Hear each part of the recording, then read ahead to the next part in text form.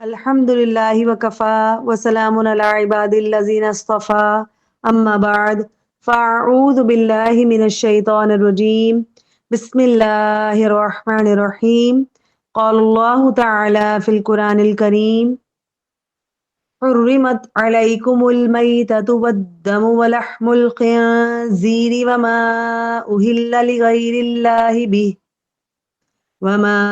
أهل لغير الله به والمنخنقة والموقوذة والمتردية والنطيحة وما أكل السبع إلا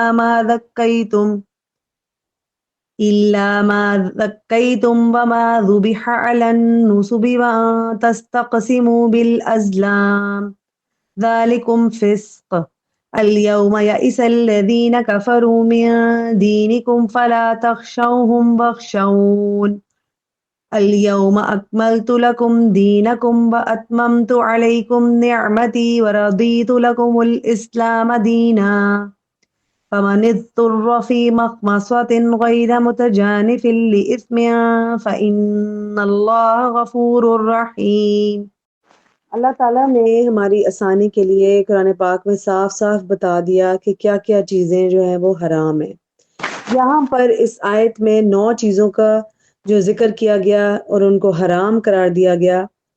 مردار جانور جو بغیر ذبح کے کسی بیماری سے یا طبعی موت سے مر جائیں، خون، خنزیر کا گوشت اور اس کے جسم کی ہر چیز، وہ جانور جو غیر اللہ کے لیے نامزد کر دیا گیا ہو، پھر اگر ذبح کے وقت بھی اس پر غیر اللہ کا نام لیا گیا ہے تو وہ کھلا شرک ہے، اور یہ جانور بالاتفاق مردار کے حکم میں ہے۔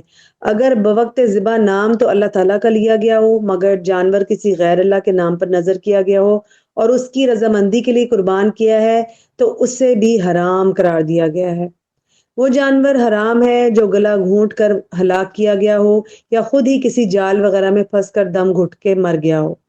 وہ جانور جو ضرب شدید کے ذریعے ہلاک ہوا ہو، جیسے لاٹھی یا پتھر وغیرہ سے مارا گیا، اور جو تیر کسی شکار کو اس طرح قتل کر دے کہ دھار کی طرف سے نہ لگے ویسے ہی ضرب سے مر جائے، وہ بھی اسی حکم میں داخل ہے۔ وہ جانور جو کسی پہاڑ، ٹیلا یا اونچی عمارت یا کنویں وغیرہ میں گر کر مر جائے، وہ جانور جو کسی ٹکر اور تصادم سے ہلاک کیا گیا ہو، جیسے ریل یا موٹر وغیرہ کی زد میں آ کے مر جائے یا کسی دوسرے جانور کی ٹکر سے مر جائے، دونوں طرح سے حرام ہے۔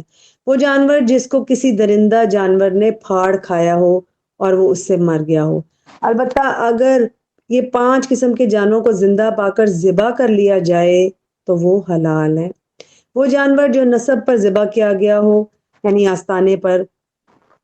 نصب وہ پتھر ہیں جو کعبہ کے گرد کھڑے کیے گئے تھے اور اہل جاہلیت ان کی پرستش کرتے تھے اور ان کے پاس لا کر جانوروں کی قربانی ان کے لیے کیا کرتے تھے۔ اللہ تعالیٰ ہم سب کو ان چیزوں پر عمل کرنے کی توفیق عطا فرمائے۔ جو احکام اللہ تعالیٰ نے دیے ہیں ہم ان کو اچھی طرح سے سمجھ کر پڑھ سکیں اور اپنی زندگیوں میں شامل کر سکیں۔ اللہ تعالیٰ ہم سے راضی ہو جائیں، ہم سب سے، ہمارے بچوں سے، ہمارے بڑوں سے، جو پہلے چلے گئے ان سے بھی، اور جو ہم اور ہمارے بعد آنے والے ہیں، اللہ تعالیٰ ان سب سے راضی ہو جائے۔ آمین یا رب العالمین۔ سبحانک اللہم وبحمدک، نشہد ان لا الہ الا انت، نستغفرک ونتوب الیک۔ السلام علیکم ورحمۃ اللہ وبرکاتہ۔